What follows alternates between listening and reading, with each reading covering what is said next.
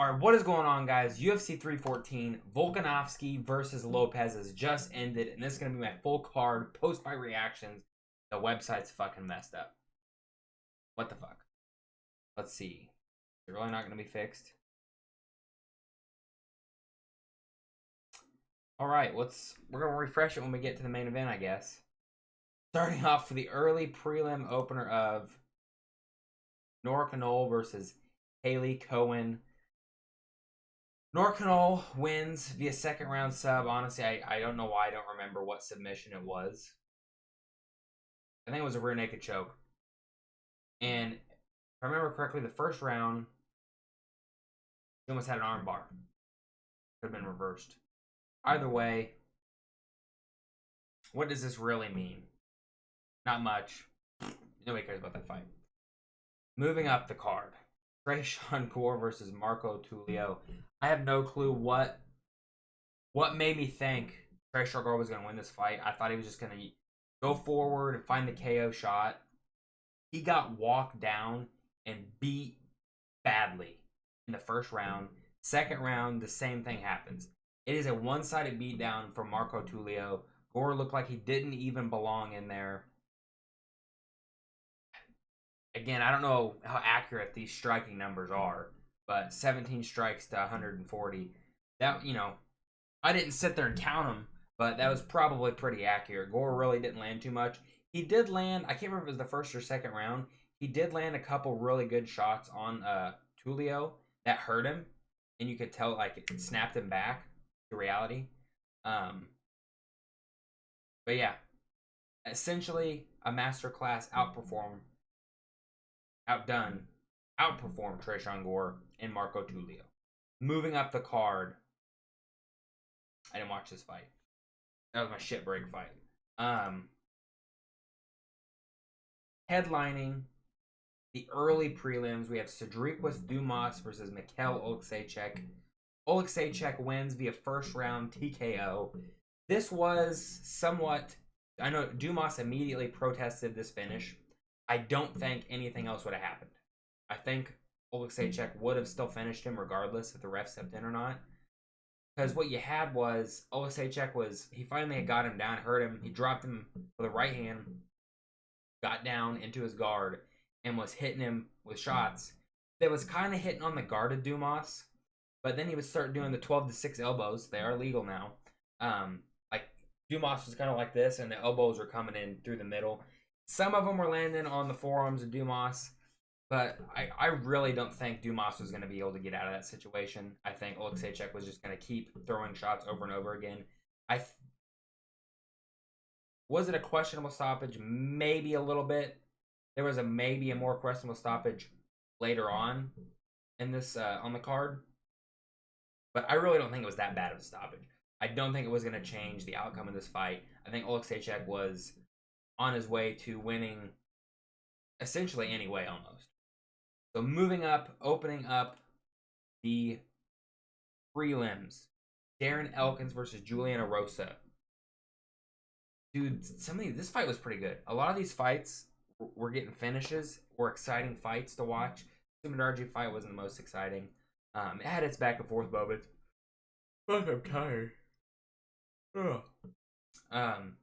Again, this fight was essentially a one-sided beatdown from Juliana Rosa to Darren Elkins. All he knows how to do is take the damage. He doesn't know how to dish the damage anymore. He's too old. Darren Elkins needs to retire. I mean, there's really not much to break down on this fight. At one point, it'd be a Rosa moving forward. Elkins getting hurt, getting hit, getting stung, and swinging back. And Rosa was doing good at rolling out of the way of the shots. I mean, he really didn't take anything. They got him in any situation where the role might get reversed, where Elkins is moving forward, and Rosa finally found the finish towards the end of the fight, or the end of the round. Moving up the card, although it was Jim Miller versus Chase Hooper, although this was a very grappling heavy fight, I still think this was a very exciting fight. I really enjoyed seeing the scrambles and the weird, awkward grappling moments from Chase Hooper. Although I'm slightly disappointed. I think Hooper should definitely this makes me like maybe knock him down a peg.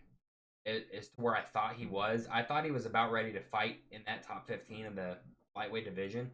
After seeing this performance, if you're gonna be fighting in that top 15 of lightweight division, I think you definitely need to be able to finish Jim Miller. I think he 41, 42 years old, and Miller was hanging in there. The first round was probably the most competitive as far as I think a couple of the judges. I think I even gave Jim Miller the first round. The fuck was that? Alright, I'm back. My dog was just trying to kill a cat. As I was saying, Jim Miller was getting the better of the striking in the first round, and then Hooper was able to implement a little bit of the grappling in that first round, but I think Miller did enough in the striking department to negate the grappling work of Hooper. So I gave the first round to Jim Miller. The second and the third round was clearly a Chase Hooper round. What little they did do on the feet, he was getting the better of it. And then he was able to implement the grappling, get the takedowns, and look for submissions. One thing I will say is he was constantly looking for submissions in this fight, which was good. Love to see it. Made the fight exciting. I definitely think he needs 1 to 2 more fights to, I think this even puts him on like a 5-fight win streak. He needs more work. He needs more work with lower level opposition. He is not ready for the top 15 yet. Moving up the card. Oh, fuck, I'm tired, man. We have Yan Xiaonan versus Verna Jandiroba, 1:40 a.m. Again, so many fights tonight were like one-sided beatdowns. First round was probably the most competitive round of this fight. Outside of that, Jandiroba was able to completely out-grapple Yan Xiaonan. Yan Xiaonan got saved by the bell on 2 separate occasions.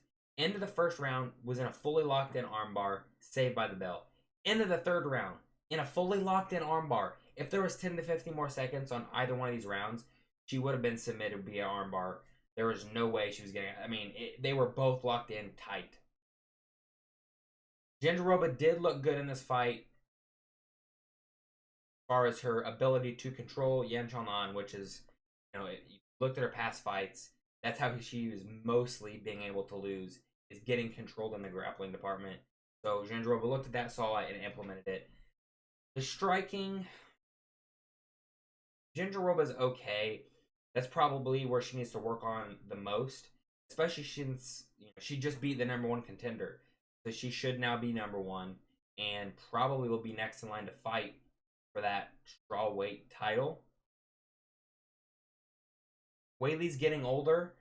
I don't know if Jandiroba is going to be the one to beat her or not. But yeah, she's definitely next in line for the 115. Moving up. Headlining the prelims, we have Dan 50K Ige versus Sean Woodson. Dan Ige gets the 3rd round TKO. Fuck. Man, this fight is tricky. So, watching this fight live, okay, as I'm watching this, essentially what you have is Ige is pressing forward, and Woodson is just hitting with pitter-patter shots. He's landing the more shots. Ige's really not landing much these first 2 rounds. The scorecards, if I remember correctly, all 3 judges have this scored for Dan Ige. Yep.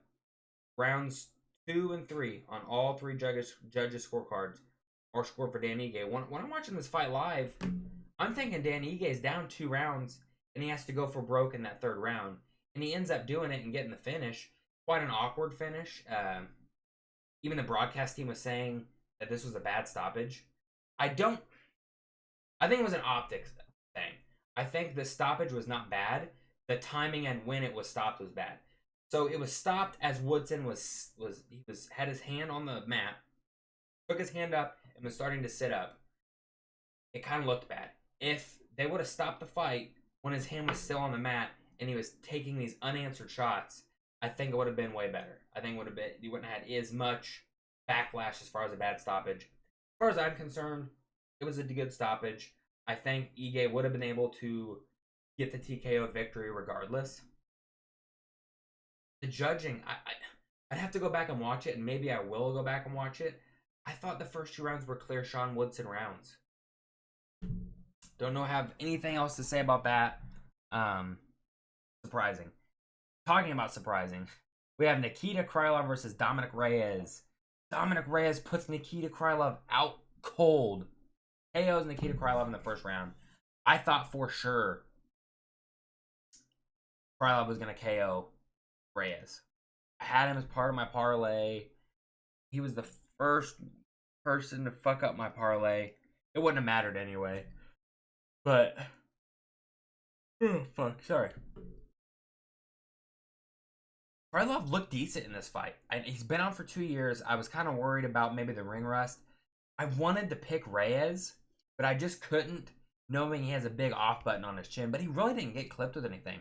I think Krylov might have hit him one decent shot, and it didn't really affect Reyes.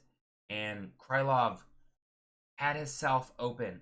He was overreaching on a punch, was open perfectly for a counter, gets it with the counter, gets knocked out, cold. Great win for Dominic Reyes. Reyes is one fight away from a title shot. He needs one more win above him in the rankings, and he will have earned himself a light heavyweight title shot. I never thought I would say that ever again in my life. I'm happy for the guy, and I hope to see him one day, again, fight for a title. Excuse me, damn. My second leg of my parlay that fucked up, which Bryce Mitchell versus Jean Silva. I know I should have picked Jean Silva. By submission, I probably wouldn't have picked him by submission. Bryce Mitchell kind of looked like shit in this fight, I'm not going to lie. Silva was marching Bryce Mitchell down, doing whatever he wanted, laughing at him, barking at him, being goofy, being silly. It worked. He beat Bryce Mitchell. Doubt I say he made it look easy. The first round, I did give to Bryce Mitchell. I don't know what the scorecards were. He landed more shots. He landed cleaner shots. He controlled on the grappling. The very little grappling they did do in the first round. So yeah, Mitchell won the first round. But it's like, even though he won the first round, the optics of the fight, as you could tell that I almost felt like Mitchell was discouraged. He was like distraught, off put. And then going into that second round, Silva looked super confident, even though he got outstruck the round before. Walked Bryce Mitchell down. Can't remember if it was the first or second round. Pulls a guillotine. It's pretty tight. Doesn't get it. Gets back up to his feet. I think it was in the second round. And then secures the ninja choke.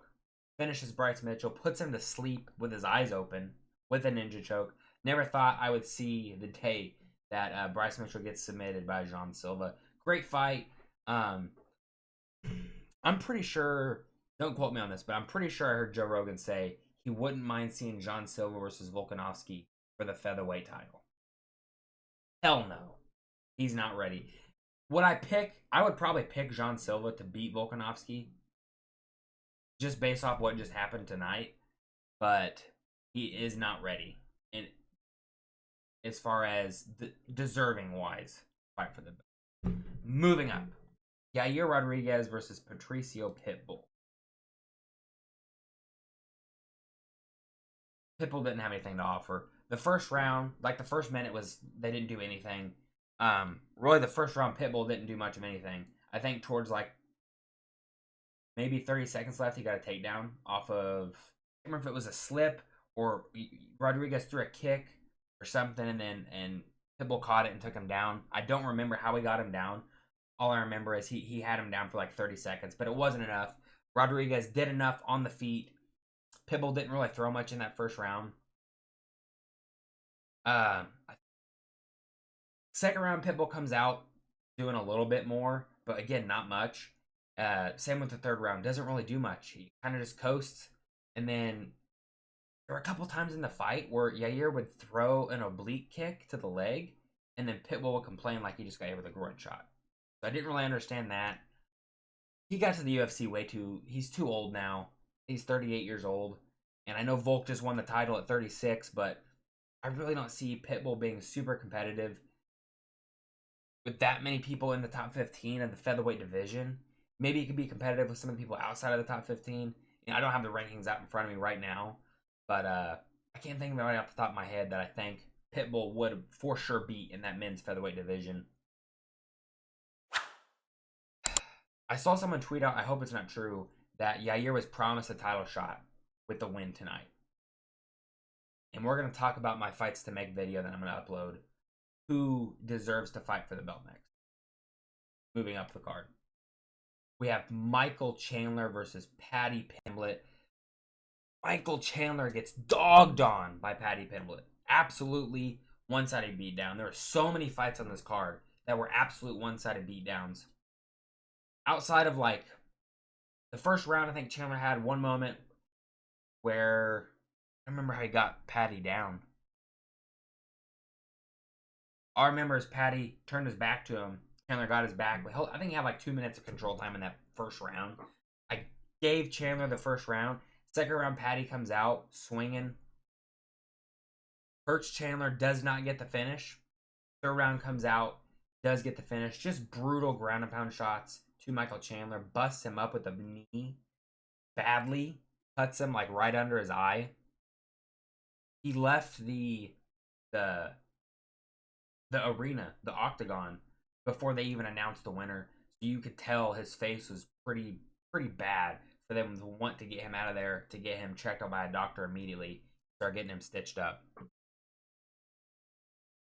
Michael Chandler had nothing to offer. Again, he's, you could let him and Pitbull fight at lightweight just for a fun fight, because Michael Chandler's not doing anything at lightweight.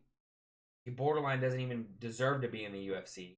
What is he on a, let's see, beat Hooker, lost to Oliveira, lost to Gaethje, lost to Oliveira, lost to Poirier. He's beat Tony, so he's got 2 wins.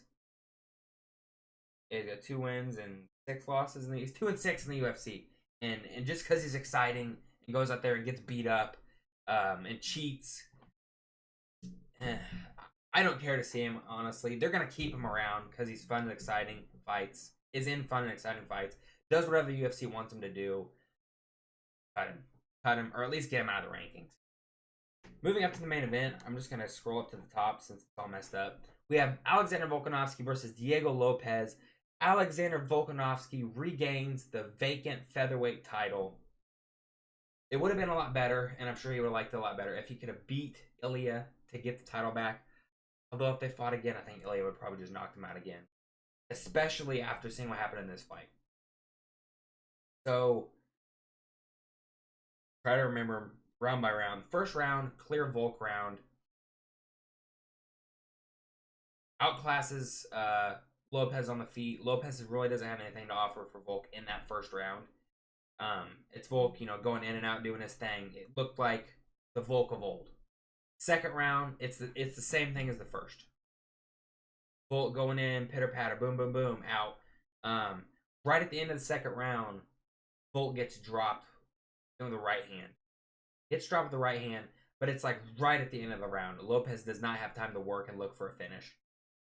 I still scored the second round for Volkanovski, even though Lopes dropped him at the end. I think if Lopes would have had 15 to 20 more seconds, he might have been able to finish Volk or steal the round. But he didn't have that. Going in to the third round, Volk seems a little bit more tentative, and you could tell in this fight he was making a conscious effort. Anytime he would get backed up to that octagon, he would skirt and get around, get back to the center, which is the key to victory for him in this fight, is to get his ass off that cage so he doesn't get knocked out again. And for Lopes, he needed to get him up against that cage, because every time he would get Volk up against the cage, he was able to land good shots. That was the only time Lopes was really able to land good shots. Outside of that, Volk was busting him up badly with the jab. Good leg kicks in this fight as well. The only round that I scored for Lopes was the fourth round. He hurt Volk pretty badly in that round. Outside of that, I think he hit him with the right hand. Or no. I can see it in my mind. He threw it, and the glove grazed the eye of Volk. And you could tell as soon as that happened, he was having vision issues. And he was just strictly in survival mode. So the fourth round goes to Lopes. Fifth round, in between the fourth round and the fifth round, Volk said to his corner, at least according to the commentary team, I didn't hear it, that I'm starting to get my vision back. So something definitely happened with his eye. And then after the fight, Volk was kind of talking like this a little bit. He was kind of like, looked like the left side of his mouth was fucked up a little bit. Maybe his jaw was broken. I don't know. I don't think he's always talked like that. But a fifth round, same thing. You could tell Lopes was getting frustrated. I hate when fighters do this. Lopes did it in this fight. Other fighters have done it before. They get mad and they scream, and then they don't do anything. He didn't do anything. He just kept walking forward, not really throwing anything. Volkanovski is one of my favorite fighters, and I hate this. I'm glad he won the title. I like Lopes as well. Look, like these are my two favorite featherweights right now.